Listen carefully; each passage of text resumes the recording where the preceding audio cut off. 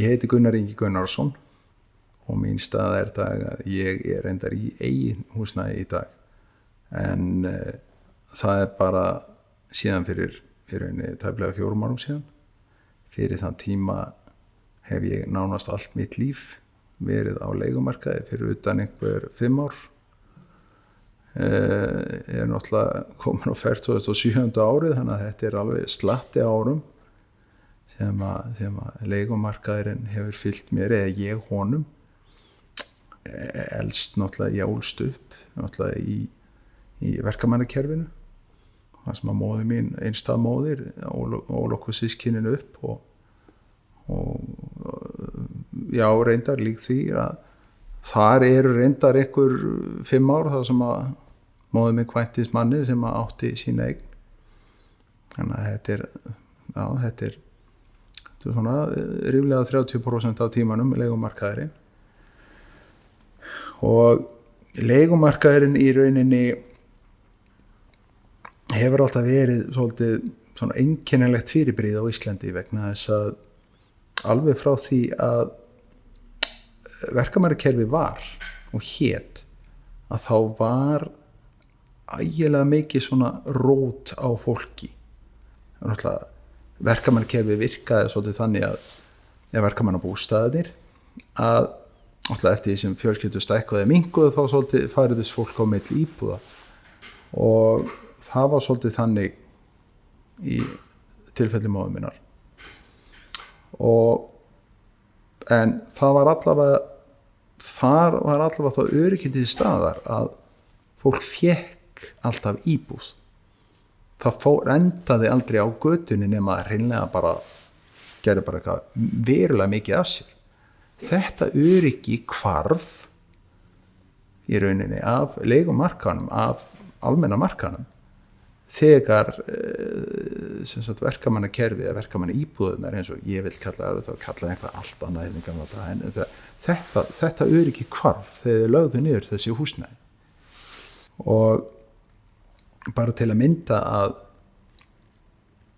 þegar meira þess að fyrir og eftir þennan tíma kemur svona millibil þarna það sem að reyndar var þetta tímabil það sem að Stjúpi og móður minn bjuggu saman að þau reyndar seldu og fóru á húsaleigumarkað í einhver 2 ár á þessum tíma og voru á 2 stöðum á þessum tíma. Ég sjálfur hef flutt svo oft að ég hef ekki töl á því og grunnskólarnir sem ég fór í út á flutningum voru 6 frá 1. upp í 9. bekk.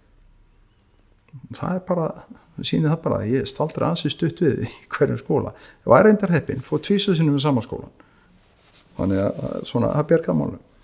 En þetta rót og óöryggi sem að fylgir húsaleigumarkaðnum í rauninni ennþá verri í dag heldur hann var hérna fyrir 35-40 árum síðan. Og hvað segir það okkur? Jú, það segir okkur einfallega það að þjóðfélagi bara stefnaði kolvitlaus átt með þetta. Þetta komið til tóma vitleysu.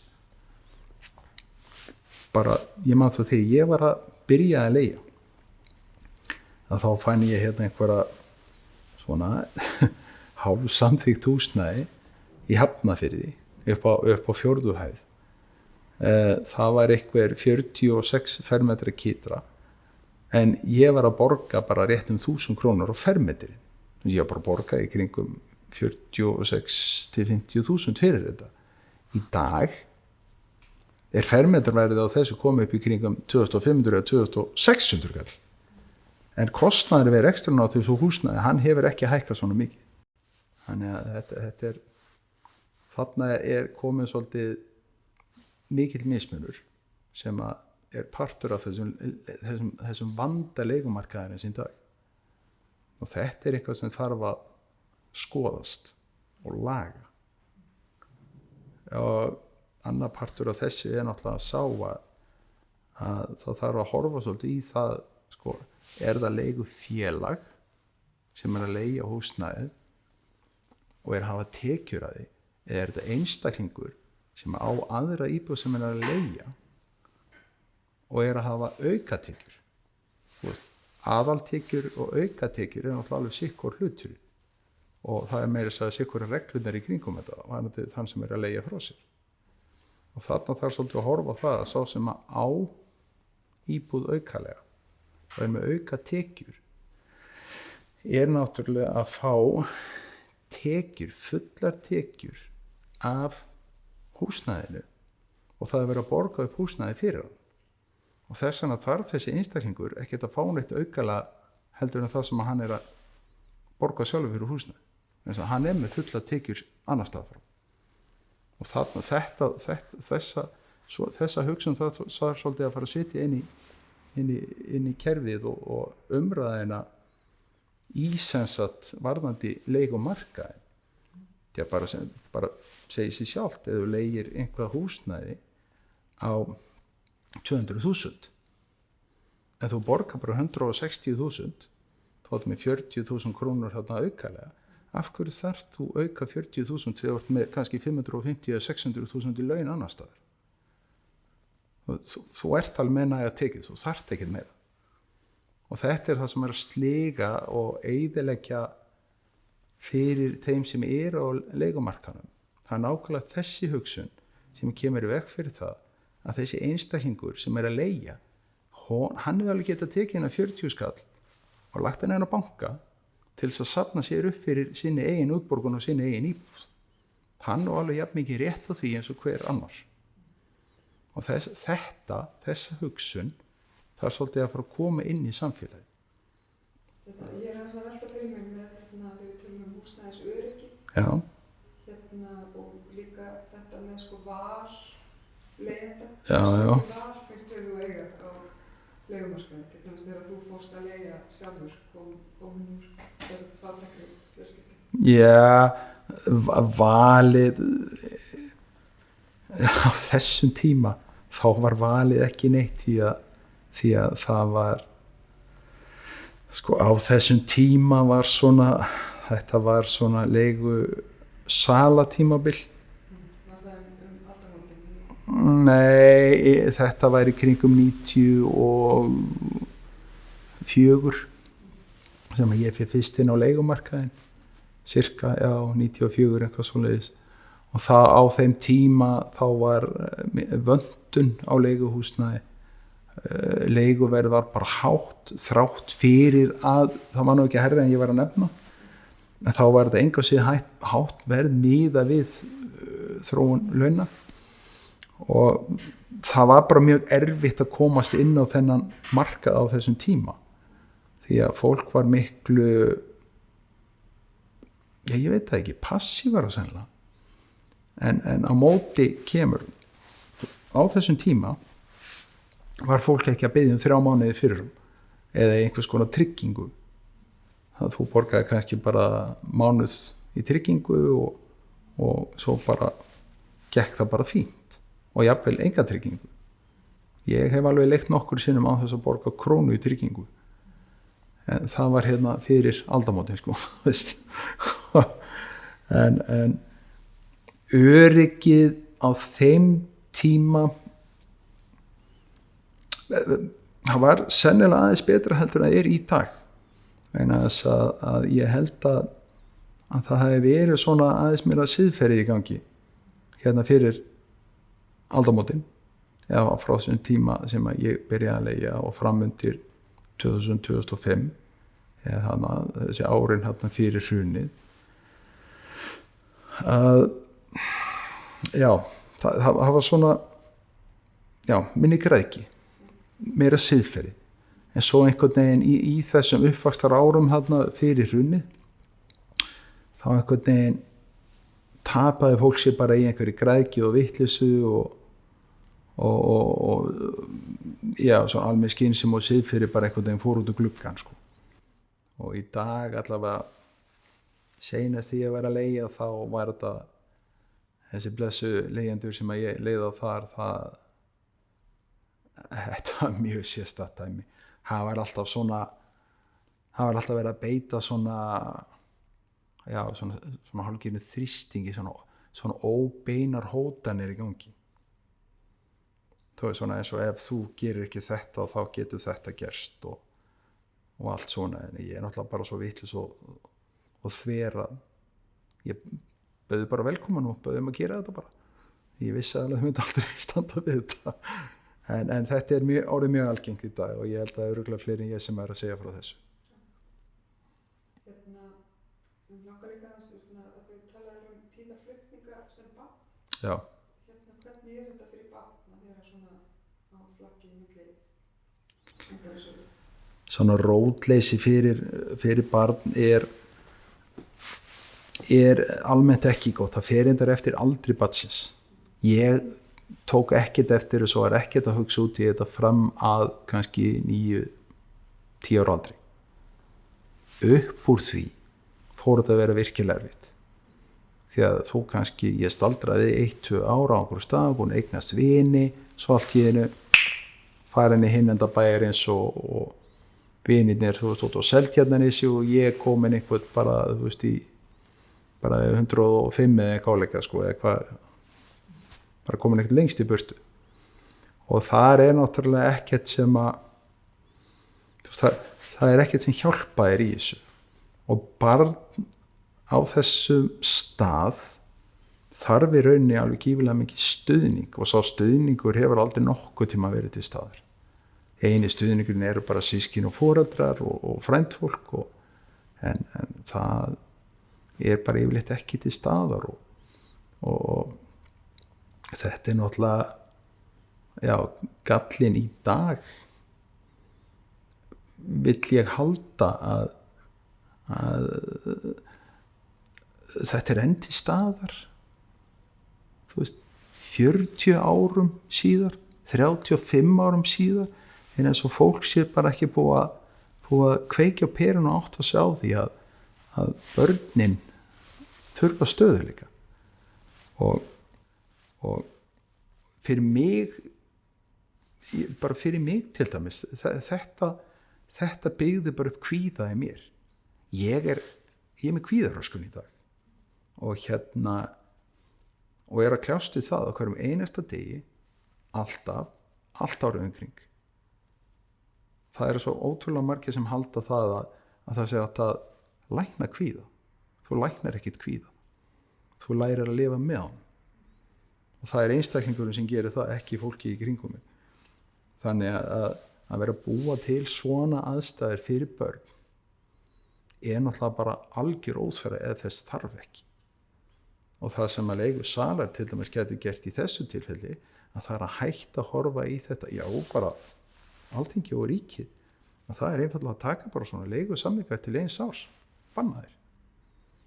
Þú veist, bara þessi rök að verja börnin eiga að vera nóg. Það á ekki að þurfa að koma neina önnur rök til þess að einfaldlega banna 1 árs leigusamninga bara yfir höfuð. Nema að sé bara einfaldlega í atvinnurekstri eða þú veist, Airbnb eða eitthvað svoleiðis. Það náttúrulega allt önnur ella. En þú veist, í svona, þú veist, bara búseta einstaklinga, þakki yfir höfuð, öryggi, ætti ekki að vera, þú veist, leigusamningar ætti að vera einhvers staðar byrjuð 3-5 ár. Þú veist, bara lágmarks leigusamningar. Ég að velta fyrir mig að þinn ertu búin að kaupa, þú veist, í eigin húsinu. Já. Hvað hefur þetta breytt fyrir þig? Þetta hefur breytt í rauninni gífulega miklu. Ég ekki lengur að hugsa þetta óöryggi sem að fylgdi því að vera. Þú veist, ef að leigusalinn fór okkur að tuða í þar, þá fer fólk að hugsa alveg bara, jæja, ég uppsögnin að fara að koma. Og þetta er bara streituvaldur. Og fyrir einstaklingar sem bara, þú veist, þetta ýfi bara upp kvíða. Og vanlíðan og allan þennan kosti og ókosti, bara alla þessa kanta, sko. Og ég alveg lausið þetta í dag. Algjörlega lausið þetta. Sko, ég fór ekki inn á eigandamarkaðinn af rauninni út af mér. Ég kynntist einstaklega konu sem að búin að koma sér vel fyrir í lífinu og þess vegna ég giftist henni og þess vegna ég í eigin húsnæði, ekki út af því að ég átti peninga fyrir því. Þannig að það og þetta finnst mér er svolítið mikilvægt að þetta komi hérna fram vegna þess að einstaklingar með minn bakgrunn, hann á nánast engan möguleika á því að komast í eigið húsnæði. Það bara þannig að einstaklingar eins og ég sem að elst upp hjá einstæðri móðir sem öryrki, á ekki túskilding með gati, ég ætla frekar að nota það heldur en annað orð, en að í rauninni allt sem að við byggjum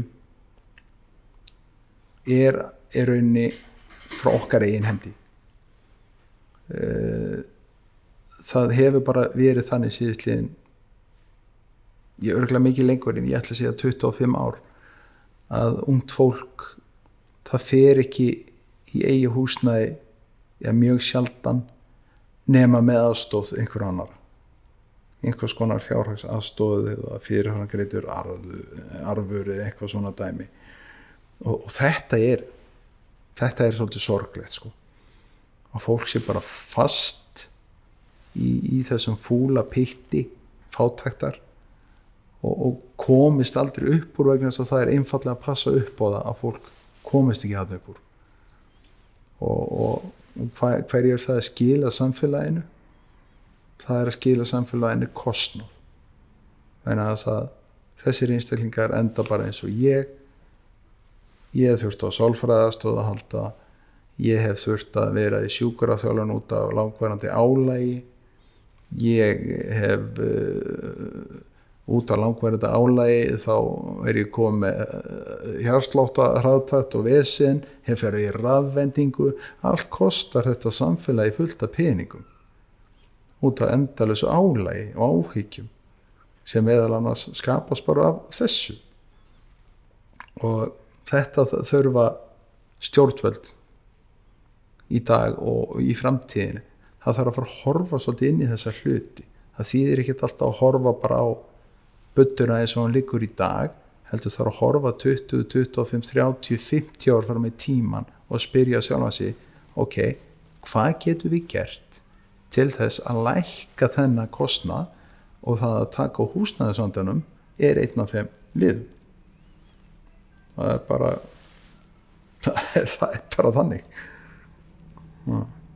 Það er bara þessi endalausu flutningar út allt, þetta er bara mannskemmandi og verst fyrir börnin, langverst fyrir börnin. Ég skil ekki af hverju sálfræðingar landsins, geðlæknar, félagsyfirvöld ekki löngu búin að grípa inn í tauma þarna, sérstaklega gagnvart börnunum, því þetta er bara réttindi barnanna að fá að búa við húsnæðisöryggi. Þetta er þetta réttindi allra, en þetta er alveg fyrst og fremst réttindi barnanna. Þess að búa til farveg fyrir þessi hagnaðar lausu leigufélög, óhagnaðardrifin leigufélög. Það er til dæmis eitt sem að mætti kýla í gang og ætti vera búið að gera fyrir lífandislöngu. Þú veist, stjórnvöld hérna og yfirvöld hérna á Íslandi þurfa ekki að finna upp hjólið, það er löngu búið að finna það upp. Þeir þurfa bara að fara til Noreg, Svíþjóð, Danmörk og Hollands, Þýskalands, Bretlands, þetta er allstaða til, og taka bara upp einhvað af þessum kerfum og þá er málið steindautt. Veist, ég held að menn þurfa að fara að hætta að horfa í suðvestur og fara að horfa í suðaustur. Hætta að horfa til Bandaríkjanna og fara að horfa til Evrópu meira í þessum málum. Það snúið sér á morgunsólunni. Það er ekki það sem að hlutinni gerast með hækkandi sól.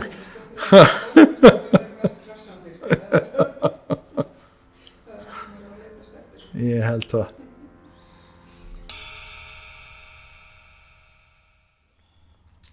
Ég byrjaði á þessu ströggli að kaupa mér íbúð 1982, keypti ég mér fyrstu íbúðina. Og þar var allt svona niðurnjörvað og allt ákveðið fyrirfram og hvernig við ætluðum að borga þetta, og þetta var svona eiginlega bara í Excel-skjal allt saman.